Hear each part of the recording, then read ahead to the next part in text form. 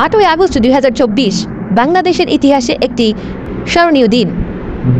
বাংলাদেশে পদার্পণ করেন শান্তিতে নোবেল পুরস্কার বিজয়ী জনাব ডক্টর মোহাম্মদ ইউনূস।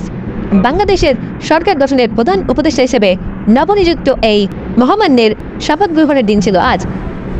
বাংলাদেশ সময় রাত 9টার দিকে শপথ গ্রহণে অংশগ্রহণ করেন ডক্টর মোহাম্মদ ইউনূস। এই সময় প্রায় সহস্রাধিক আমন্ত্রিত অতিথি ছিল। বিভিন্ন সংসদ সদস্য সহ বিভিন্ন পার্টির নেতাকর্মীরা উপস্থিত ছিলেন। এই সময় সরকার গঠনের প্রধান উপদেষ্টা ডক্টর মোহাম্মদ ইউনূস সহ আরও 16 জন উপদেষ্টা শপথ গ্রহণের জন্য উপস্থিত হন বঙ্গভবনে। রাষ্ট্রপতির অনুকরণে শপথ গ্রহণ করেন ডক্টর মোহাম্মদ ইউনূস।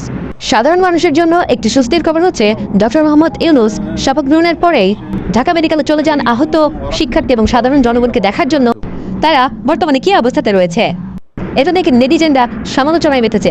কেউ কেউ তো বলছেন, এমন সরকার এতদিন কোথায় ছিল, আমরা তো এটাই চেয়েছিলাম। আবার কেউ কেউ তার খারাপ মন্তব্য করতেও পিছপা হচ্ছেন না। সকলেই বলছেন ক্ষমতা পাওয়ার লোভে তিনি এমন করছেন, আবার অনেকেই তার প্রশংসাও করছেন।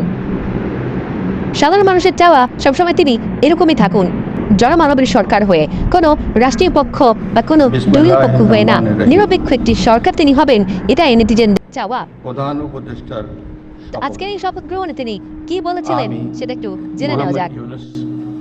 সশ্রদ্ধ চিত্তে শপথ গ্রহণ করিতেছি যে আমি আইন অনুযায়ী অন্তর্বর্তীকালীন সরকারের প্রধান উপদেষ্টা পদের কর্তব্য বিশ্বস্ততার সহিত পালন করিব। আমি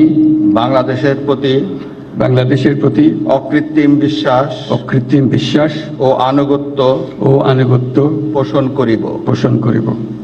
আমি সংবিধানের রক্ষণ সমর্থন ও নিরাপত্তা বিধান করিব এবং আমি ভীতি বা অনুরাগ বা বিরাগের বশবর্তী না হইয়া সকলের প্রতি আইন অনুযায়ী যথাবিহিত আচরণ করিব। এবার মাননীয় প্রধান উপদেষ্টাকে গোপনতার শপথ পাঠ করানোর জন্য মহামান্য রাষ্ট্রপতিকে বিনীত অনুরোধ জানাচ্ছি। আমি মোহাম্মদ ইউনূস সশ্রদ্ধ চিত্তে শপথ গ্রহণ করিতেছি যে অন্তর্বর্তীকালীন সরকারের প্রধান উপদেষ্টা রূপে যে সকল বিষয় আমার বিবেচনার জন্য আনিত হইবে বা যে সকল বিষয় আমি অবগত হইব তাহা প্রধান উপদেষ্টা রূপে যথাযথভাবে আমার কর্তব্য পালনের প্রয়োজন